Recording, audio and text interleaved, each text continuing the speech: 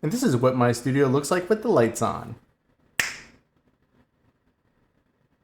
Oh, that works in other channels. Hi, Kenji here, and today we are going to be talking about how to set up a YouTube studio without completely breaking the bank. And before we get into it, don't forget to like and subscribe. So if you're trying to record a YouTube video or any sort of vlog, there's really three things you need to look at. One is camera, two is lighting, and three is audio. And I actually went in that order because that's from the least to most important. Most people think that you really need to have a super great camera in order to do vlogs, but that is really not the case at all. You don't need to be going out and buying the Sony AS3 or anything like that. I'm actually filming this on an iPhone right now. So don't worry about the camera too much, but I do want to touch on it a little bit because you do need a camera in order to do a vlog. I used to do all my videos on a Nikon D810 and it served me pretty well. I used a lens that was a Nikon 14-24 f2.8 lens, and I got some pretty good results with that. I recently switched over to the iPhone 12 Pro Max, and I'm still evaluating to see whether it's really going to be my solution long term, but so far I've been pretty happy with the results.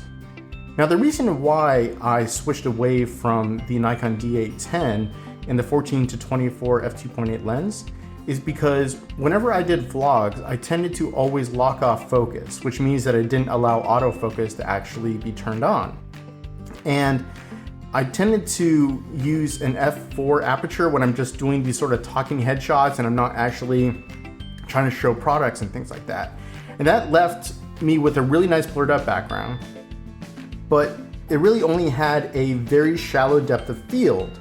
So if I were to, let's say, talk about some sort of product like a remote or something like that, and I wanted to show this to the camera, I really had to keep it pretty close to my face at f4, and that's not really how I want to constantly be talking about things. So whenever I was doing any sort of product videos, I tended to stop down to f6.3.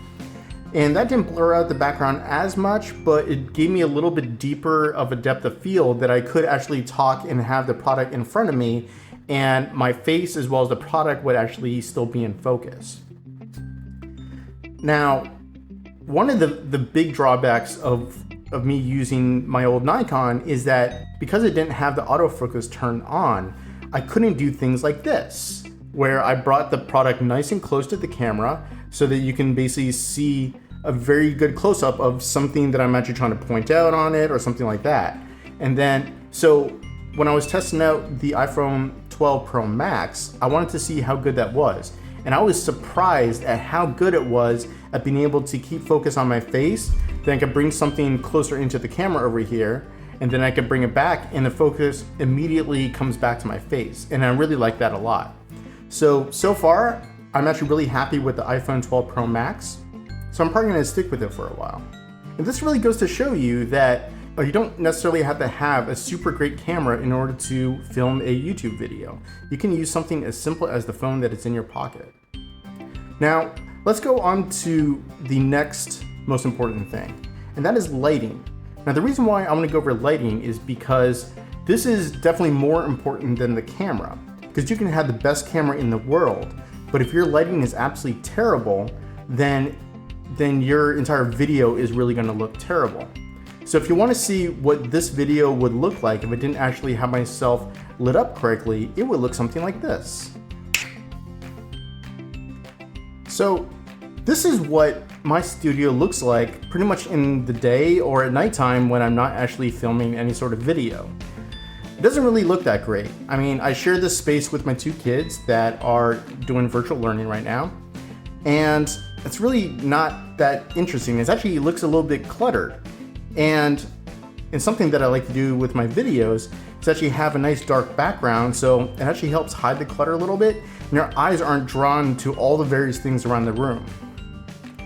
Now, let's go ahead and adjust the lighting one by one to see how things look as we add in the various elements of lighting to be what I actually use on a day-to-day basis when I'm filming these sort of vlogs. So the first thing is, let's go ahead and and turn on the background lights, and then I will turn off the backlights, and then we'll see what it looks like when I actually turn on the lights that actually illuminate me really well. And I'm gonna be going ahead and grabbing a GoPro so you can kind of see the things that I use in my background, so that way I can talk about it and you know what I'm talking about.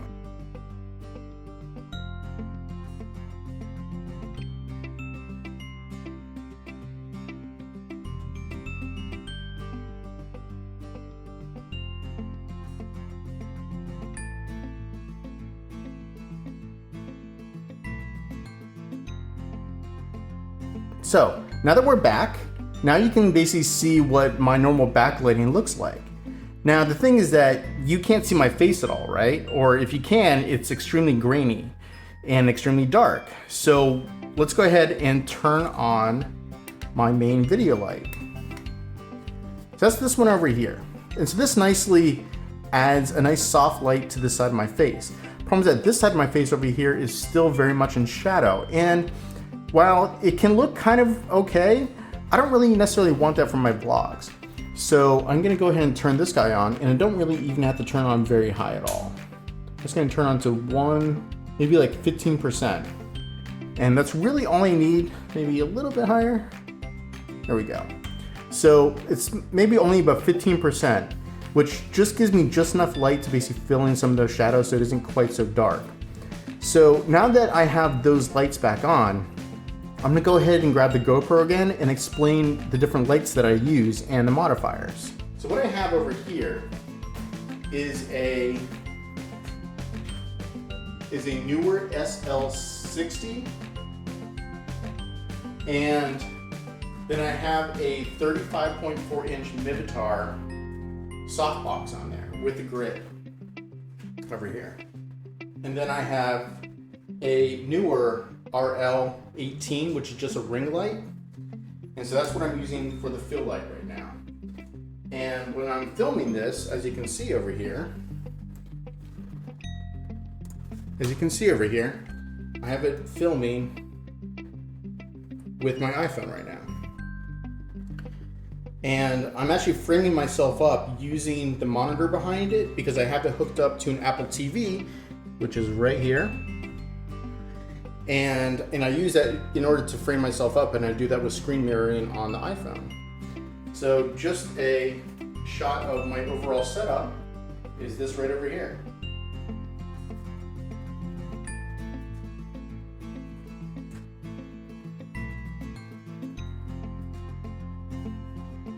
Alright, so let's go back and let's talk a little bit more.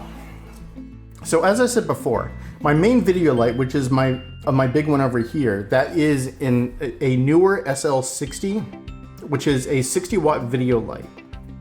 And I have that being modified by a 35.4 inch Mivitar softbox with a Bowens mount.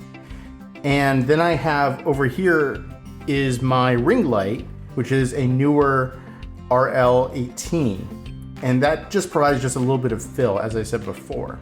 Now all the various products and things that I use for my YouTube studio, I'm gonna go ahead and put into the description with my Amazon affiliate links. So if you guys ever wanna buy it, it actually is no extra cost to you, but it does help me out a little bit if you go ahead and use those links to buy them.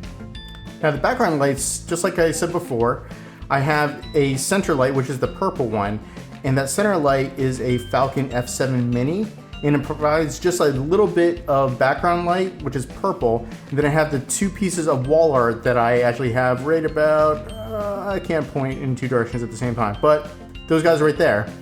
That is actually something I made for about 30 bucks, and it's actually pretty good because it adds something just a little bit interesting to the background, but because they're not moving, and like you just kind of take a quick look at it, and then you're actually focusing your attention back on me since I'm doing all the talking. Now the reason why you want to probably try and have somewhat of a lit background but not too distracting background is because it actually helps frame my head a little bit, so it isn't just like I'm lost in darkness. And so when you are setting up your studio, you want to set up your lighting so that your face is actually lit really well, and it's the brightest thing so that the eye is naturally drawn into looking at your face as you're doing your talking. But then there's something kind of interesting in the background that actually helps frame you, and so you don't get lost in just a complete black background. And I personally like to have a nice dark background because one, it helps hide a little bit of the clutter that I have, because this is a working space for my kids and also it's a working studio. And also it just makes it so that people's attention is gonna be focused more on me, since I'm gonna be doing all the talking and not focused on all the other stuff that's going on inside my room. So that's pretty much it when it comes down to the lighting inside your studio. Now, let's go ahead and move on to audio. Audio, I think, is actually one of the most important things when it comes down to video, because even if your lighting is not really the best, if it's pretty good, then having decent audio can actually really save the video. Because the thing is that I've actually watched several people's vlogs and several people's product videos and things like that, and if they have really, really bad audio and it sounds like they're talking through a tin can, then unless the content that I'm listening to is something that I really, really need to listen to, I'll usually end up clicking off the channel really, really fast. So if you want to help keep your audience, have decent audio, because then it makes it very pleasant for someone to actually listen to you, and they're not trying to listen through like a tin can as you try to explain how products work and things like that. So let's go ahead and talk a little bit about some of the products that I use in order to capture my audio. Now, there is, of course, the microphone that is on the iPhone, but it's a pretty bad microphone, and I usually don't like to actually use that to record my main track that I put into my videos. It is good for a scratch track, though, for syncing up audio. Now, sometimes when I'm outside, I will end up using like the Deity D4 Duo or the Deity VMic D3. But when I'm inside the studio, I like to have something that's a little bit higher quality. So I tend to use a large condenser mic and also a pencil mic, so I can kind of have two different microphones capturing my voice with the right and left for stereo. Now, both of these microphones, they require phantom power. So for that, you do actually require a USB audio interface. And I'm gonna go ahead and get my GoPro and I'm gonna show you. So down over here is my Scarlett 2i2 video. And you can see it kind of, and you can see the green lights kind of flickering over there as I talk. And both these two cables over here, they go up to both my microphones. The first microphone that I have over here is my MXL 440, and this is a large condenser microphone.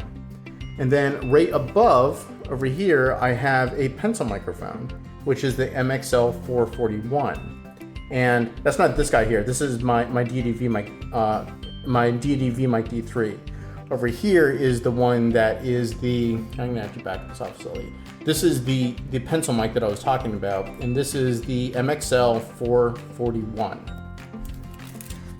Now, you might think that getting a setup like that in order to get good studio audio is gonna be really expensive, but to be honest, it's not that expensive. I think I spent somewhere around $200 total in order to get the Scarlett 2 in 2 out, or the Scarlett 2i2 audio interface along with both of these microphones, and they came as a kit for I think a little over $200. And if you were to buy the large condenser microphone alone, I think it's only around maybe $60 or $70. Once again, I'm gonna have all the links to all my gear down inside the description, so feel free to take a look at it. So when it comes down to audio, you don't really have to break the bank in order to get relatively good sounding audio. So what I do is I have the audio interface hooked up to my computer, and when I'm about to start recording my video, what I do is I start recording on all of my cameras. So right now I have my GoPro recording, and I also have my iPhone recording, which is right here, and I start both those videos up. Then I use Audacity in my computer to start recording using the audio interface. After that, I clap 3 times, and this allows me to sync up the audio later in post, because all the microphones from my main studio microphones, as well as the microphone on the GoPro and on the iPhone, will all hear all 3 of those claps. And inside the spectrum, you're gonna basically see these large spikes whenever I clap. And you can use that inside of DaVinci Resolve or whatever you use. I personally use DaVinci Resolve in order to edit all my videos. And so what I do is I basically slide all the videos back and forth until they all line up, so all those 3 spikes are all lined up with each other. After that, all your sound is completely synced up and you don't have to worry about my lips not moving when I'm actually not talking. Everything should be nicely synced. So that's just a little tip that I hope helps you out when you're trying to sync up audio that comes from a different source than what you're actually recording your videos on. So that's pretty much it. When it comes down to setting up a studio for YouTube videos or vlogs for any other platforms, it doesn't really take a lot to set up something that looks a lot better than probably 90% of the videos that are out there. You can just use your phone in order to actually record all the video. Then you can use a mic like the Deity VMic D3 or the Deity VMic D4 Duo, or you can spend maybe just a little bit more and get a USB audio interface and get 1 or 2 large condenser mics, and they actually capture really, really good sound. And after that, you just set up a little bit of lighting so that you are nicely lit, and you're pretty much ready to go at that point. And you don't really have to do much else.